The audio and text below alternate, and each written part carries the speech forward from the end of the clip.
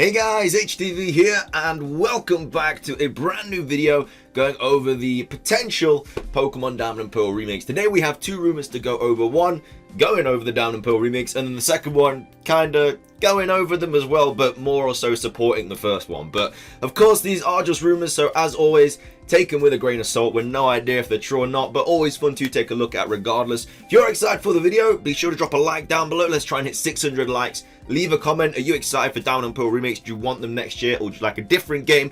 And of course, subscribe if you're brand new. We do daily Pokemon content on this channel. It's completely free as well. Ring the notification bell. Why not? With all of that out of the way though, let's get into the video, and I really hope that you enjoy. So, starting things off, we have this rumor here, which came out a few days ago on the 5th of May, I do believe, and it says Diamond and Pearl remake leaks 2021. So there's Diamond and Pearl remakes coming in 2021. So that's kind of what everyone's more or less guessing. You know, we're getting the Alavarm and the Crown Tundra this year, next year, 15th anniversary of Diamond and Pearl, yada yada yada. Most likely coming out next year. They'll be announced after the Crown Tundra comes out. So straight off the bat, not really too sure about that sentence, because I don't know why as soon as they release the second expansion pass being the Crown Tundra, they'd be like, alright, here's Diamond and Pearl remix next year. Surely they would be spending the time after releasing the Crown Tundra to promote the Crown Tundra. All of their promotional things and stuff will be for that, not for the Diamond and Pearl remakes. They don't usually announce another game until the year after, so Crown Tundra is obviously coming out in November-ish time. Well, in fall, but it says November on the eShop. So if Diamond and Pearl remakes were coming out, they would most likely get announced. I mean, I think Sword and Shield got announced in February, so it'll be like January, February, March, one of those months in 2021. Because like I say, all of the promotional stuff goes into the DLC. They try and sell that and then back. So yeah, the fact that they'd announced the Diamond and Pearl remakes as soon as Crown Tundra comes out, not too sure about that. It says no Dynamax, Gigantamax, tournament style gyms in League. Wait, it says no Dynamax, Gigantamax, and then I think it says tournament style gyms and League and Wild Areas. Oh no, those are all exclusive to Galar. Okay, so none of that apparently, which is fine, because I'm pretty sure that they've already told us that they've been exclusive to Galar anyway. It says Mega Evolution will be back with all the starters: Staraptor, Luxray, Floatzel, Weavile, Roserade, Lumineon, Mantine, both forms of Toxtricity, Arcanine, and Ninetales. Getting Megas. Cynthia will Mega Evolve her Garchomp. So a collection there.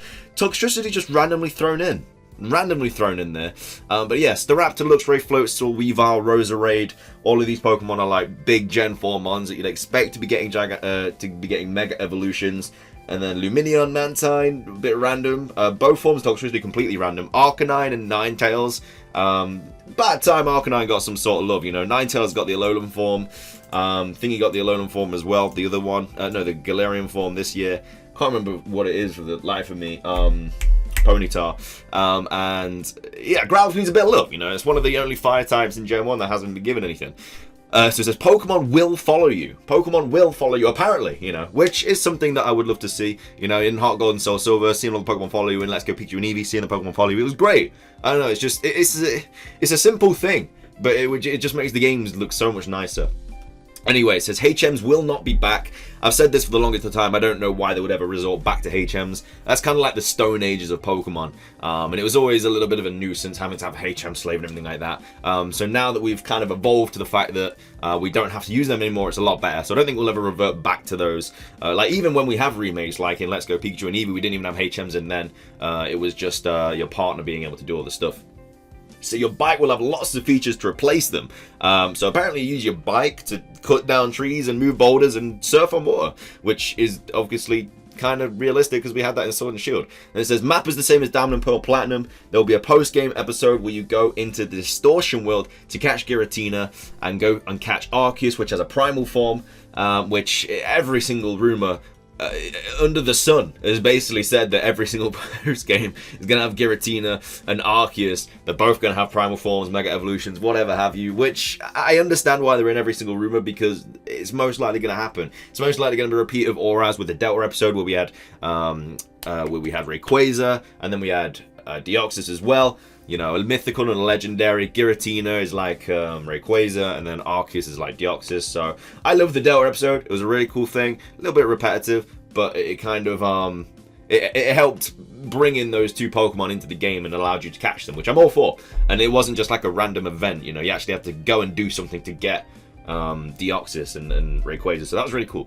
And it says the National Dex will be back. Every single feature from Diamond and Pearl Platinum will be back. Battle Frontier and Villa from Platinum will be back. You guessed it. You can rematch gym leaders once per day. The challenges in the gyms will be the same as in Diamond and Pearl. Red and Blue will be in the game, and you can battle each of them once per day. You can also battle your rival there once per day. So there's a lot of things you can do per day, ladies and gentlemen, if you didn't catch that drift. But yeah, basically all the big features in Diamond, Pearl, and Platinum apparently going to be back, which I'm all for. Battle Frontier, Underground, you know, all of the stuff like that. I absolutely loved in Diamond, Pearl, and Platinum. So yeah, that would be great to see in the game, especially the Underground. I absolutely love the Underground. Anyway, then goes on to say you have to transfer the 5 Reggies from the Crown Tundra through Pokemon Home to get Regigigas in the Snow Point Temple. As I said, how the map is the same. All areas and town cities will have the same layout. You can catch every legendary, Ultra Beast, and Tapu in the game. All the mythical Pokemon events from Platinum will be available. So that's obviously like Shaman, Darkrai, Arceus, that you had to basically, you had to do the Distortion World, not the Distortion World glitch, but there was like a glitch you could do to basically go and challenge these different mythical Pokemon, but apparently they're just all going to be available regardless.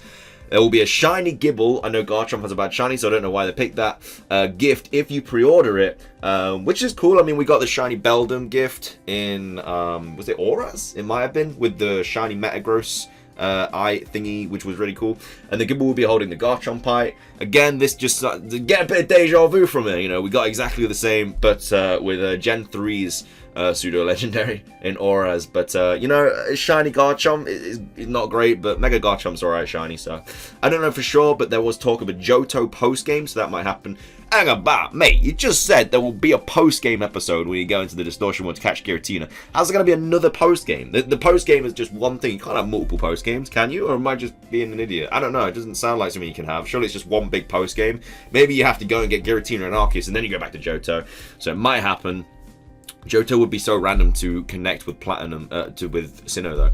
It says, that's all I have right now, but I get more information, I'll let you know. So that's the first rumor. The second rumor is this. It doesn't really go over anything, it just basically talks about the remakes. It says, hello everyone, I'm here to just try and bring people a ray of hope regarding the next Pokemon game. So first off, I'm a programmer. I started coding after I finished uni and joined a Japanese firm around a year ago. The firm specializes in lower level frameworks, and when contracted by games, it tends to work on engines. Why am I saying this? Well, our last assignment was actually an engine for Game Freak. How do I know it was for Pokemon? I would direct clients with a team behind the base game mechanics, and we actually got to visit them for requisite gathering, which was really cool. As someone who has been a huge fan of Pokemon forever, I did manage to recognize some stuff from looking around when I had the opportunity without seeing like I was snooping around.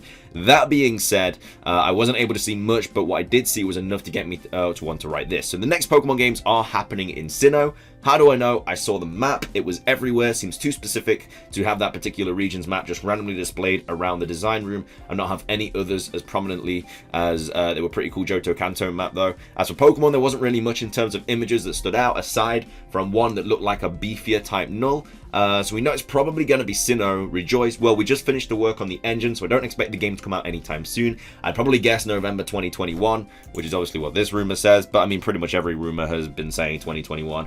If they keep following their November releases, it doesn't mean we won't be getting a Pokemon game meanwhile, but I have no idea on any of that. No, I mean, we're getting the Crown Tundra and Alarm this year. If Diamond Pearl makes Aquaman out next year, we're not going to get another Pokemon between another Pokemon game between the Crown Tundra and the Diamond Pearl remakes. We're used to one Pokemon game a year coming out in November. It happened with the last games for as long as I can remember, you know, X and Y, Sun and Moon, Auras, Ultra Moon, Let's Go Pikachu and Eevee, Sword and Shield, all came out in November. So we didn't get any kind of games in between those, apart from like Mystery Dungeon and stuff like that. Well, not technically, because we just got that now, but you know what I mean, like we haven't really had any main series games. Anyway, it goes on to say, from the work I personally handled on the engine, I can actually speculate something else. Pokemon following you might be returning, which is obviously what the other rumor that we just went over says. This is due to a flip-flop-like coordinate storage method I was asked to develop. I don't see much of a use for that aside from having a Pokemon path towards where you just were. And now, just to finish us off, I don't worry about me losing my job or anything over this. I'm only saying all this because I never signed any NDA, which basically means you're not allowed to talk about anything. If you do, then like legal action can be took and stuff. I didn't sign anything at all for that matter. It was only the firm's owner, and it didn't really mention. And I didn't really mention anything regarding revealing info because I guess they thought since they had nothing to reveal, it didn't matter. Anyway, thanks for reading, and let's hope it actually releases somewhere in the spring or summer 2021 instead. Eyes. Well, it's not going to release in the spring, summer 2021. It will be November. Spring 2021 is just not how Pokemon go. No pun intended. But anyway, yeah, I don't know. It sounds legit, but anyway, it's just like a cool backstory, you know. It's just like it just sounds like a legit backstory. This one I'm not too sure about because I don't know why they would announce Downpour Remakes straight after the Crown Tundra comes out. This one, I don't know. It sounds a little bit more legit. You know, this person's actually spent some time writing about it. But like I say, they didn't really say anything about the games. They basically just said like it's just kind of like it just sounds like a legit thing. I don't know, but obviously it is just a rumor. Both of them are. Take them with a grain of salt.